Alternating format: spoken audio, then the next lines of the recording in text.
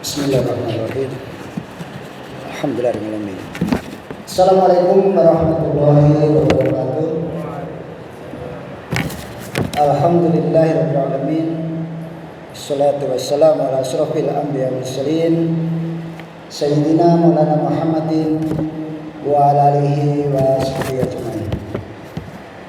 Yang ulun hormati seluruh jamaah Masjid Asifah, baik yang pengurus masjid maupun semua jamaah, yang saya yakin Bapak Ibu adalah semua ini adalah calon penghuni surga semua. Karena kuncinya sudah ada di tangan Bapak Ibu sekalian. Kuncinya apa? La ilaha illallah Muhammad Rasulullah. Yang pegang kuncinya pasti masuk surga. Yakin Bapak Ibu.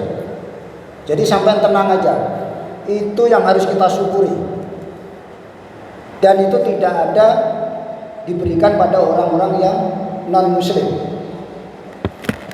Bapak Ibu sekalian, hari ini 7 menit mudah-mudahan barokah.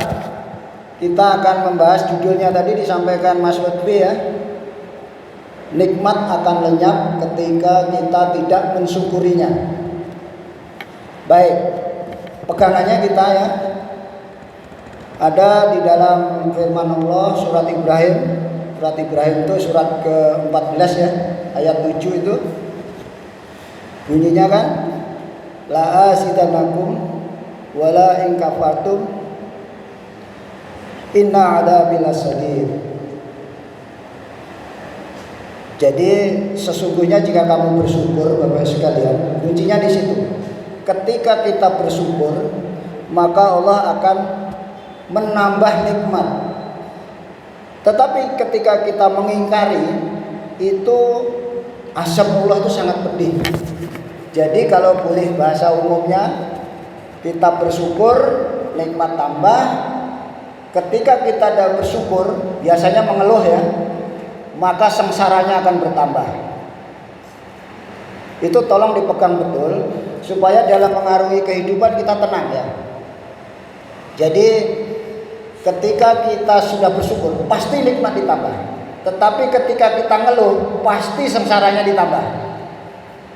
Contoh paling konkret, misalkan Bapak Ibu di sini duduk kepanasan terus ngeluh, panasnya, mulai panasnya umat, mesti tambah sengsara. Nggak mungkin sampai seger atau tambah sejuk, nggak ada. Tapi ketika Bapak Ibu mensyukuri, masih aman, nggak ada gempa, nggak ada kebakaran, tenang, ini alhamdulillah, mesti nikmatnya tambah. Karena banyak orang yang di luar, di jalan-jalan yang sangat panas. Baik ya. Kemudian salah satu yang penting lagi, Bapak Ibu harus sadar bahwa ternyata derajat syukur itu lebih tinggi daripada takwa. Itu ada di Al-Quran surat Al-Imran ayat 3 ya. Artinya, maka bersyukurlah kepada Allah agar kamu mensyukurinya. Ingat Bapak sekalian, derajat syukur itu lebih tinggi dari takwa. Itu di Al-Quran. Jadi kita harus benar-benar pandai bersyukur. Mulai sekarang detik ini jangan ada yang tidak bersyukur. Mesti tambah sengsara. Dah itu aja pedomannya. Kemudian kita ingat dulu Bapak sekalian. Untuk apa sih manusia diciptakan gitu ya? Kita kan nggak minta diciptakan, kemudian kita diciptakan. Ternyata kan di dalam Al-Quran surat Az-Zariyat 55 itu Allah berfirman ya, yang artinya aku tidak menciptakan jin dan manusia melainkan agar manusia beribadah kepadaku. Beribadah itu maksudnya mengabdi. Kalau bahasa kasarnya itu kita jadi budak.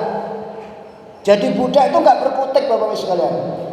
Apapun yang diperintahkan tuannya, apapun yang dilarang, jalankan kalau mau jadi hamba yang baik. Sampai bayangkan kalau film zaman jahiliyah dulu, namanya budak itu bisa dijual, dipukuli, apapun. Dia nggak perlu upah, dapat makan aja syukur, misalnya gitu. Selalu bersyukur karena dia merasa jadi hamba yang baik. Bisa ketakutan karena sedikit-sedikit salah disiksa. Nah, jadi Bapak Ibu sekalian, dengan kita tahu kenapa kita diciptakan, maka akan mudah kita. Kita ini hamba Allah, cuma menjadi hamba. Tugas kita beribadah. Oke, saya lanjutkan. Terus kemudian di surat Al-Mulk ya, ini surat 67 ayat 2 itu artinya begini, yang menciptakan mati dan hidup untuk menguji kamu, siapa di antara kamu yang ingin lebih baik amalnya, dia maha perkasa, maha pengampun. Kemudian di surat Al-Anbiya surat 21 ya, ayat 35 itu, setiap yang bernyawa akan merasakan mati. Kemudian kami akan menguji kamu dengan keburukan dan kebaikan sebagai cobaan, dan kamu akan dikembalikan hanya kepada kami, maksudnya kepada Allah. Nah, Bapak Ibu sekalian, setelah Bapak Ibu diciptakan Allah, ya, tugasnya beribadah, diturunkan ke bumi. Kemudian Allah sudah janji, Bapak Ibu sekalian, Bapak Ibu akan diuji. Karena dalam sebuah hadis juga, Allah itu akan menguji hambanya yang dicintai. Ketika Allah mencintai hambanya, maka akan menguji. Oke, sampai sini Bapak Ibu mungkin kita logikanya sudah paham. Kita diciptakan, disuruh beribadah, diberi ujian. Jadi bagi saya ya, misalkan saya pendapat, masalah itu tidak ada Bapak sekalian. Masalah itu tidak ada. Masalah itu kosakata yang Bapak Ibu ciptakan sendiri. Yang ada adalah ujian, atau bahasa lainnya mungkin cobaan. Allah memberi ujian kepada kita, apapun nih, baik senang maupun susah itu ujian, nikmat maupun musibah itu ujian. Tetapi karena Allah itu maha pengasih, maha penyayang, itu sudah ngasih jawaban. Kalau andaikan Bapak Ibu tuh sekolah, ujian, kemudian dikasih soal, jawabannya sudah diberi Allah. Jawabannya cuma dua. Kalau enggak syukur, sampean sabar. Karena syukur itu derajatnya lebih tinggi daripada takwa, maka kalau bisa kita selalu bersyukur. Beres sudah. Oke, sekarang aplikasinya gimana? Ini misalkan Ustadz nih, saya tanya Ustadz ya. Ini Ustadz Taufik nih, SK-nya sebagai Imam Masjid Asy-Syifa. Ustadz punya masalah kah hari ini misalkan? Gimana Ustadz, ada masalah enggak? Nah, kepala pusing katanya. Kalau menurut Ustadz ini masalah enggak Ustadz? Tergantung. Nah, kepala pusing ini kira-kira masalah atau enggak itu? Menurut Bapak Ibu sekalian. Nah, kalau kita berpedoman pada bahwa kita ini ya, semua yang terjadi itu sudah dikehendaki Allah, kepala pusing nggak ada, itu ujian. Jawabannya apa? Kalau nggak sabar, syukur. Pilih Bapak Ibu sekarang syukur, supaya apa? Tambah nikmatnya. Saya ingin menceritakan sedikit cerita tentang bagaimana ketika Imam Syafi'i itu sakit. Imam Syafi'i itu meninggal 54 tahun. Sudah meninggal, enggak sampai 60. Beliau itu 15 tahun sudah jadi mufti, sudah bisa mengeluarkan fatwa, ya. Ketika sakit, apa kata beliau? Ya Allah, jika sakitku ini memang membuat engkau ridho, tambahlah. Jadi kan enggak jadi masalah. Karena Imam Syafi'i tahu ketika sakit dosa itu diampuni. Malaikat pencatat amal buruk menjauh. Itu tidak ada. Jadi bayangkan ketika Ustadz Taufik ini ngomong sakit, kalau jadi masalah itu tandanya apa? Harus tandanya nggak ridho dengan ketetapan Allah. Ketika ridho dia akan syukur. Alhamdulillahirabbil alamin. Kalau itu dianggap musibah, tambahi dengan innalillahi wa inna ilaihi rajiun, atau alhamdulillah ala kulli hal. Segala puji Allah pada setiap kejadian. Beres sudah, nggak jadi masalah kan? Karena itu malah menjadi senang, dosanya itu diampuni. Nah, mungkin saya akan membacakan sedikit cerita bagaimana Bapak Ibu supaya kita semua pandai bersyukur, supaya yakin setelah keluar dari sini kata-kata dapat apapun, jatuhkah, sakitkah, itu tetap bunyinya adalah alhamdulillah. Tetapi kalau sampai anggap itu musibah, tambahi aja alhamdulillah, innalillahi wa inna ilaihi rajiun. Enggak usah nunggu orang mati. Innalillahi, karena sesungguhnya semua dari Allah dan akhirnya kembali semua milik Allah ya, dan kembalinya ke Allah semua. Atau alhamdulillah ala kulli hal. Misalkan tes pegawai nggak lulus, alhamdulillah ala kulli hal. Kalau dianggap itu musibah, bahwa segala puji bagi Allah pada setiap kejadian, karena tidak ada kejadian apapun di luar kuasa dan kehendak Allah. Itu harus diyakini. Kalau kan enggak, kita bisa dianggap syirik gitu. Berarti ada kekuatan lain kan gitu. Nah, kemudian kuncinya tadi apa Bapak-Ibu sekalian? Kita itu harus selalu ridho terhadap ketentuan atau kejadian apapun. Harus ridho. Karena jaminan Allah akan ridho kepada kita kalau kita ridho terhadap ketentuan dari Allah. Apapun, berarti harus ridho. Bentuknya ridho apa? Ya syukur atau sabar minimal. Bentuk dari ridho itu ya kalau nggak syukur minimal sabar, nggak ngeluh, malah protes. Nah itu yang salah. Jadi Bapak sekalian, untuk menutup ya kultum kaidah, saya akan membacakan sebuah hadis yang artinya gini. Ini dari Abu Musa radhiyallahu anhu. Rasulullah bersabda. Ini menurut saya hadisnya saya sampai terharu ya, sampai ibaratnya itu menangis kalau paham. Kalau paham masih jelas. Jadi gini. Apabila anak seseorang hamba itu meninggal dunia, maka berfirmanlah Allah kepada para malaikatnya. Ini ketika seorang hamba, anak seorang hamba, andaikan bapak punya anak atau ibu punya anak ya, kemudian Allah bertanya pada malaikatnya, apakah engkau semua sudah mencabut ruhnya anak hambaku?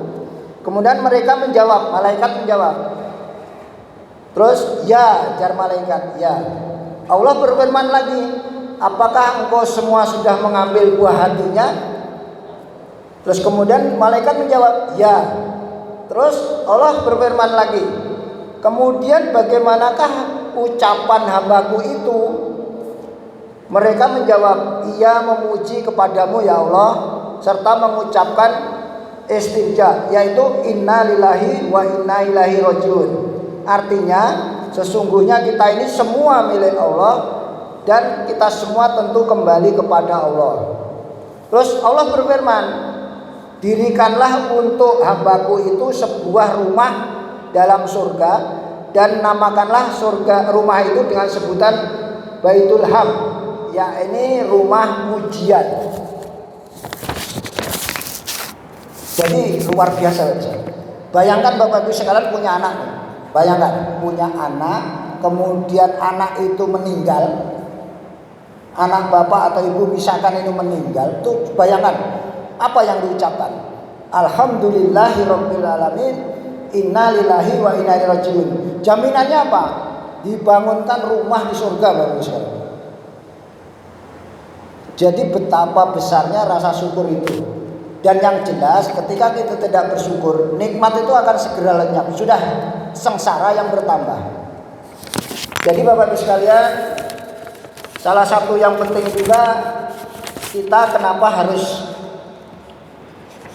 selalu sangat baik ya supaya bisa bersyukur. Intinya begini, aplikasinya mudahnya, apapun yang terjadi yang menimpa kita adalah yang terbaik menurut Allah. Itu dalam Al-Quran ya, surat Al-Baqarah ayat 216 itu saya baca artinya ya. Boleh jadi kamu membenci sesuatu padahal ia amat baik bagimu, dan boleh jadi pula kamu menyukai sesuatu padahal ia amat buruk bagimu. Allah mengetahui sedang kamu tidak mengetahui. Dalil ini luar biasa harus kita pegang sebagai pedoman bahwa kita harus selalu sangat baik kepada Allah. Jadi Bapak Ibu ini saya contohkan ya sedikit ya. Bapak Ibu itu kita atau saya lah kadang nggak sadar. Sehari itu berdoa berapa kali dan doanya itu macam-macam. Yang jelas saya yakin Bapak Ibu yang pasti wajibnya biasanya gini, baca Rabbana atina fid dunya hasanah wa fil akhirati hasanah wa qina azabannar. Kemudian Bapak lihat waktu berdoa lagi. Ya Allah, mudah-mudahan saya menjadi pegawai negeri misalkan. Nanti sedikit lagi berdoa lagi. Ya Allah, semoga siapa dapat jodoh si A misalkan. Bayangkan Bapak Ibu sekalian, mungkin sehari itu doa kita macam-macam. Kalau sampean jadi Tuhan gitu kan, mana yang mau dikabulkan dulu? Atau semua misalkan kan gitu. Padahal ketika misalkan sampean ngomong, ya Allah, pertamanya Robbana atina, minta selamat dunia akhirat. Terus kemudian sampean berdoa, ya Allah, jadikan saya PNS. Allah tahu Bapak Ibu sekalian, kalau sampean jadi PNS kemungkinan akan korupsi, akan tidak baik ya, ditempatkan di jauh misalkan, intinya tidak hormat. Allah tidak memberi PNS. Itu berarti apa? Sampean dikabulkan karena apa? Diberi keselamatan. Artinya doa sampean yang Robbana itu selamat. Selamat sampean itu kalau tidak jadi PNS. Ini kayak contoh ya. Akhirnya kita prasangka baik tadi. Boleh jadi menurut kita baik, menurut Allah buruk.